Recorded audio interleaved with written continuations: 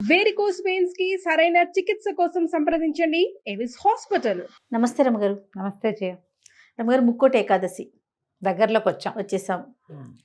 చక్కగా ఉత్తర ద్వారాలు తెరుస్తారు, స్వామివారిని దర్శించుకుంటాం కదండి.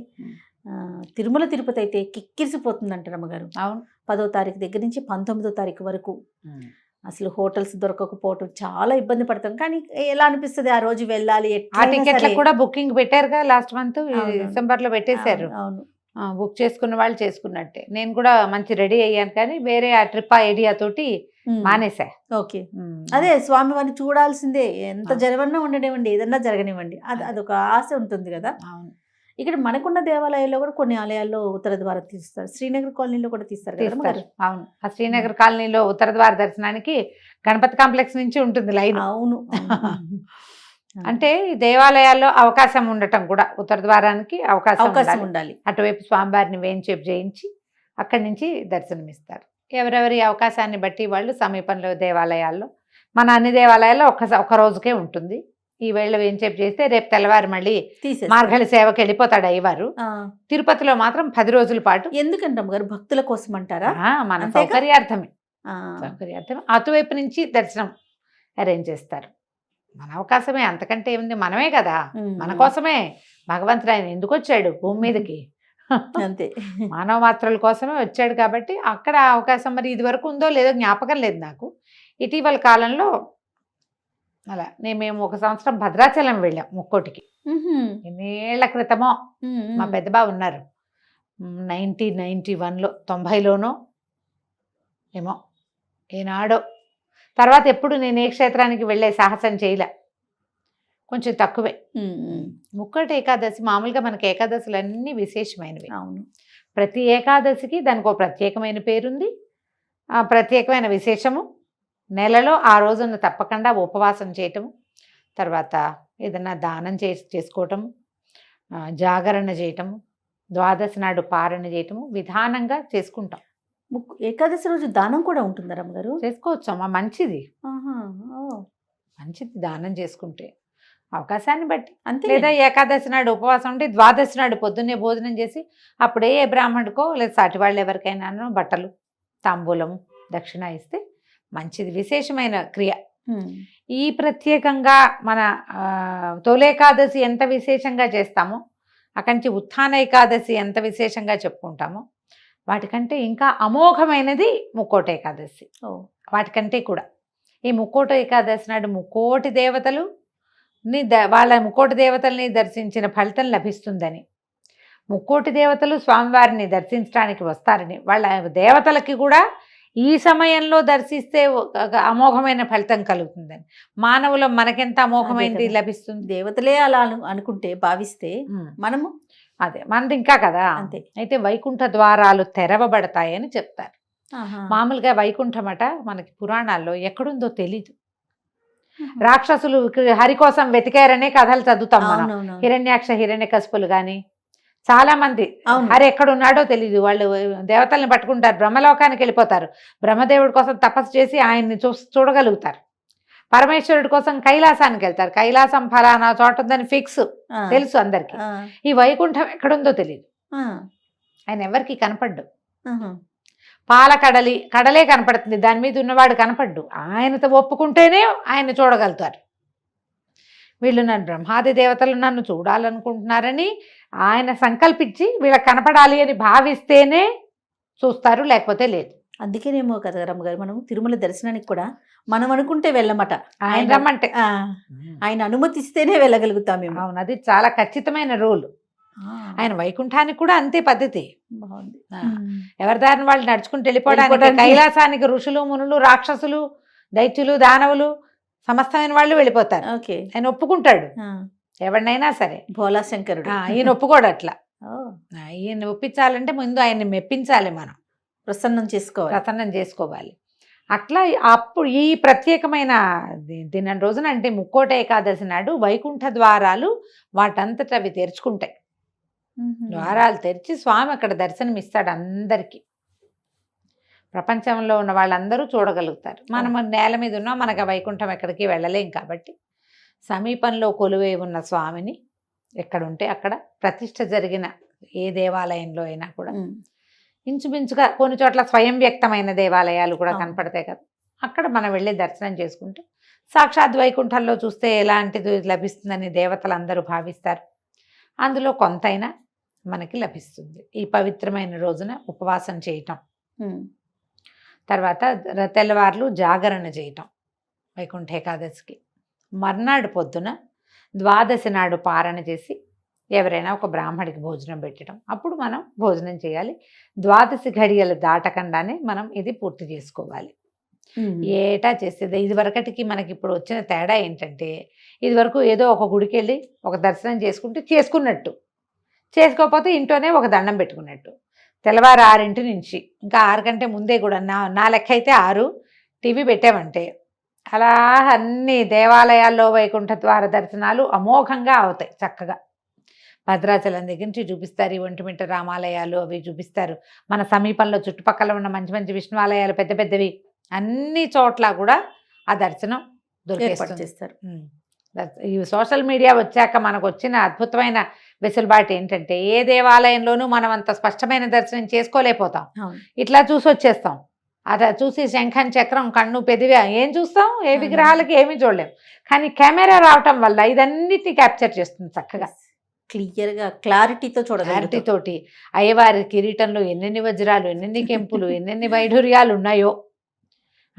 ఆయన ఇటు నవ్వేడా, ఏ బుగ్గ పైకి లేచి నవ్వు మొహం కనపడుతోందో. హారతి ఇచ్చేసరికి నేత్రాలు పైకి కిందకి అవుతున్నాయి. అన్ని చాలా చాలా దేవాలయాల్లో మనకు అసలు మనం అలంకారమే చూస్తాం. ఇప్పుడు అక్కడికి వెళ్తామా, మైసూరు చాముండి, అసలు చాముండి అమ్మవారు అది ఏమిటో తెలీదు, ఊరికే అలా చూసి వస్తాం. చిట్టి ప్రతిమ అమ్మవారి బుజ్జి ఇంతే ఉంటుంది, అలంకారం ఎంత ఉంటుంది, కన్ను పొడుచుకున్న అదేమిటో తెలియదమ్మా. అక్కడ 5 నిమిషాలు 10 నిమిషాలు నుంచుంటే ఏదో ఒక రేఖా మాత్రంగా స్వరూపం కనిపిస్తుంది. మన కెమెరా వచ్చాక ఆ చిట్టి జేజి ఆవిడ కళ్ళు, ముక్కు, మూతి, పెదవులు, నవ్వు చక్కగా పువ్వు కాయ ఏమేం పెట్టారో అవన్నీ. పద్మావతి దేవిని అమ్మవారిని ఎన్నిసార్లు వెళ్ళి ఉంటాను జయ నేను. అలవేలు మంగాపురం తిరుపతిలో ఉన్నప్పుడు వారానికి 3 సార్లు కూడా వెళ్ళిపోతుండేదాన్ని. కానీ ఎప్పుడు అవన్నీ అత్యంత స్పష్టమైన దర్శనాలు ఇప్పుడు మనకి కుదురుతున్నాయి కెమెరా వెళ్ళటం వల్ల. అసలు చక్కగా చిన్న సొట్టలున్న విగ్రహం, స్వరూపము, నేత్రాలు, మధ్యలో ఈ అభిషేకం చేస్తారు. అభిషేకం చేసినప్పుడు ఇట్లా నేత్రాల స్వరూపం కనపడుతుంది. మామూలుగా అంత స్పష్టమైన ముఖ కవళికలుగా మనకు తోచవు, కానీ ఈ పసుపు నీరు గంధం నీరు పడేసరికి స్పష్టత రేఖలు కనపడుతూ ఉంటాయి క్లియర్గా. ఎంత లక్షణంగా దర్శనం అవుతుందో. ఎందుకు ఎక్కడికైనా పరిగెత్తడం, హాయిగా టీవీ పెట్టి కూర్చుని చకచక పనిచేసేసుకుని. నేనైతే 100% టీవీ దగ్గరే ఉంటా జయ. కళ్యాణాల వేళలప్పుడు అన్ని కళ్యాణాలు నేను టీవీలోనే చూస్తా. ఇంకా అక్కడికి పరిగెత్తుకెళ్దాం అయితే ఉండదు, పరిగెత్తుకెళ్దామని. కానీ ఎప్పుడైనా సరే క్షేత్రంలో దర్శనం, సన్నిధిలో ఉండటం అనేది మహాద్భుతం. జీవితంలో 1-2 సార్లు చేస్తే చాలా ప్రతిసారి పరిగెత్తక్కర్లా. ఓసారి వెళ్ళి ఒక్కసారైనా మనం సన్నిధిలో ఆ అనుభవాన్ని, ఆ అనుభూతిని మనం స్వయంగా ఆ మంత్రం చెవిన పడ్డాం, ఆ క్రియ మనమే నేకడైతే కంటితోటి, వాడెవరో కెమెరాతో తీసింది మనం చూడటం కాకుండా చూడాలి. మన ప్రెజెన్స్, మన ఆత్మ అక్కడ ఏమవుతుంది, అది మన ఆరా పుల్ అవుతుంది మంది, మన ఆత్మ పరమాత్మకి దగ్గర అవుతుంది. అవును, ఇది మంచిదే. కానీ మనకున్న అవకాశాన్ని వాడుకోండి. ముక్కోట ఏకాదశి అత్యద్భుతమైన ఏకాదశి. ఒకవేళ ఇన్ని ఏకాదశుల్లో ఈ నెలకు వచ్చేటువంటి 2, 2, 12, 2, 24 ఏకాదశుల్లో మీరు ఏ ఏకాదశి నాడు ఉపవాసం ఉండకపోయినా, మీకు కుదరకపోయినా, ముక్కోటి ఏకాదశి నాడు ఉపవసించండి. కనీసం అన్నం మానేయండి. ఇంకేదైనా భిన్నం తినండి. మాత్రలు వేసుకుంటారు, మందులు వేసుకుంటారు, పని చేసుకుంటారు, అలసిపోతారు, కాబట్టి ఆకలికి ఉండలేరు. చిన్నపిల్లలు ఉన్నారు, మీకు పెద్ద వయసు ఉంది, ఏ కారణమై ఉన్నా కూడా ఏదైనా ఒక భిన్నమైంది తినండి. ముక్కోటి ఏకాదశి నాడు సాధ్యమైనంత తక్కువ మాట్లాడండి. వీలైనన్ని సార్లు హరినామస్మరణ చేసుకోండి. ఏదో టీవీలో అది మోగుతుంటే కనీసం ఓసారైనా కన్ను దాని మీదకి వెళ్తుంది. ఏదో గోవింద నామాలు కానీ ఏమైనా అట్టి పెట్టుకోండి, అవి వింటూ ఉంటాం. భగవన్నామస్మరణ చేయటము అత్యద్భుతమైన ఫలితాన్ని ఇస్తుంది. నువ్వు చూసినా చూడకపోయినా, గుళ్ళోకి వెళ్ళినా వెళ్ళకపోయినా, ఉపవాసం చేసినా చెయ్యకపోయినా నామస్మరణే భగవన్నామస్మరణే అత్యద్భుతమైన ఫలితాన్ని ఇస్తుంది ఈ కలికాలు. ఈ కాలంలో. వీలైనంత నామస్మరణ చేసుకోండి. అవకాశం లభిస్తే ఏదైనా ఒక దేవాలయానికి వెళ్ళి దర్శనం చేసుకుని రండి. ఏకాదశి ఎలా వచ్చింది ఎట్లా అనేది మనం ప్రతిసారి చెప్తూనే ఉన్నాం. అందుకని ముక్కోటి ఏకాదశి ప్రాశస్త్యము ఇంకా అలా కాకుండా కనీసం ఇట్లా చేయండి. పర్వదినాలలో సాధ్యమైనంత తక్కువ మాట్లాడి ఎక్కువ భగవన్నామస్మరణ చేసే అవకాశాన్ని తీసుకోండి. ఈ 10వ తారీఖు మొత్తం ఉపవాసం ఉంటే 11వ తారీఖు ఉదయం 12 గడియలు దాటకుండా భోజనం చేయండి. ఎవరైనా కుదిరితే కనుక ఎవరికైనా భోజనం పెట్టండి. ఒకవేళ అలా మన ఇంట్లో భోజనం పెట్టే అవకాశం కుదరకపోతే ఏ దేవాలయంలోనో అన్నదాన ఇవి జరిగిన చోట ఎక్కడో చోట అన్నదానం జరిగే చోట కొంత అమౌంట్ని అక్కడ పంపించండి. అన్ని చోట్ల అన్నదానం జరుగుతుంది. మీ పేరున జరిగినట్టే మన ప్రయత్నంతో జరుగుతుంది కాబట్టి అట్లా ఏదైనా చేసుకోవచ్చు. 12 నాడు మీరు ఇది ఇవ్వచ్చు, మన మోయిని ఇవ్వచ్చు, ఎలా మన స్వయం పాకం ఇస్తాం, ఎవరికైనా స్వయం పాకం ఇవ్వచ్చు, వస్త్రాలు ఇవ్వచ్చు, పళ్ళు ఇవ్వచ్చు, ధాన్యం ఇవ్వచ్చు. పైగా ఇది మనకి ఈ కాలం కాబట్టి, ధనుర్మాస కాలం కాబట్టి ఈ కాలంలో మీరు విశేషంగా ఏది ఇచ్చినా ఫలితం లభిస్తుంది. తర్వాత సాధారణంగా అందరికీ ఏమని ఉంటుందంటే ఒక ప్రశ్న ఉంటుంది. దేవాలయానికి వెళ్ళాం, అక్కడ ప్రసాదం పెడతారు, తీసుకోవచ్చా తీసుకోకూడదా? ఉపవాసం కదా, ప్రసాదం ఏముంటుంది సాధారణంగా? వెండి పొంగలి, చక్కెర పొంగలి, పులిహోర, దద్దోజనం ఉంటాయి. దేవాలయ ప్రాంగణంలో తింటే తప్పు లేదు. అది అన్న రూపంలో అన్నంతో చేసిన ఏ ప్రసాదం అయినా కూడా తప్పులేదు. దేవాలయంలో అక్కడ మీరు వెళ్ళిన గుళ్ళో ఏది ప్రసాదం అని చేతిలో పెడతారో కళ్ళకద్దుకుని నోట్లో వేసుకోండి. సాన్నిధ్యంలో ఉన్నప్పుడు తప్పు లేదు. అది ప్రసాదమే, అది అన్నంగా భావించద్దు. స్వామివారి ప్రసాదం వారికి నివేదింపబడింది, సూక్ష్మాంశంలో స్వామి గ్రహించింది. అది పవిత్రమైపోయినట్టే. దానికి బియ్యపు భావన అవి ఏముండవు. ఇంకా ఆలోచించకుండా ప్రసాదం తీసుకోండి. మీరు ఇంటికి తెచ్చి కవర్లో ఇది తింటే మాత్రం తప్పు, అది చెయ్యొద్దు. సన్నిధిలో తీసుకోవచ్చు. చేతులు మారితే దాని రూపం మారిపోతుంది. లోపల అయితే మాత్రం తప్పకుండా తీసుకోవచ్చు.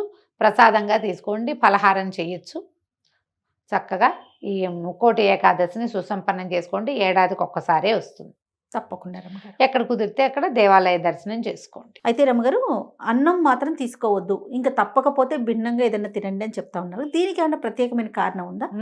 మురాసురుడిని సంహరించడానికే ఏకాదశి శక్తి బయటకు వచ్చింది స్వామివారిలోంచి. ఆ మురాసురుడు బియ్యంలో దాక్కున్నాడని చెప్తారు. అందుకని ఏకాదశి నాడు ఈ బియ్యం తినకూడదు అని. అందుకే ఈ కథ అంటే మనకి పురాణోక్తమైన కథ అయితే ఇదే. అందుకు తినకూడదు. నేను అనుకుంటా జయ, ఊరికే లోపాయికారిగా చెప్పడం అన్నమాట ఇది. నెలలో 15 రోజుల్లో ఒక భాగం, రెండో 15 రోజులు రెండో భాగం కదా, అంతే. కనీసం 2 సార్లైనా నువ్వు తినేది మానేయాలేమో ఆరోగ్యానికి. ఆరోగ్యరీత్యా అన్నం మానేయాలి, నిరాహారంగా ఉండాలి. నిర్జల ఏకాదశి కూడా ఒకటి ఉంది, అసలు నీరు కూడా తీసుకోకూడదు. సాధ్యమైనంత లిక్విడ్ డైట్ మీద ఉంటే హెల్త్కి మంచిది. అవును. మానవులు ఆరోగ్యంగా ఉండడానికి ఇది ఒక విధానం. ఒకటి ఏకాదశి, రెండోది పౌర్ణమి, అమావాస్యల్లో కూడా ఇదివరకు భోంచేసేవాళ్ళు కాదు. నెలలో 4 ఉపవాసాలు ఉండేవాళ్ళు. నెలకి 4 ఉపవాసాలు ఉండటం మంచిది ఆరోగ్యానికి. అంతే కదా. అంతే. ఈ మురాసురుడు బియ్యంలో దాక్కోవటం వల్ల ఈ బియ్యం తినద్దని చెప్తారు. అదే విధానం. రైట్. నమస్తే రమ్మగారు. నమస్తే జయ.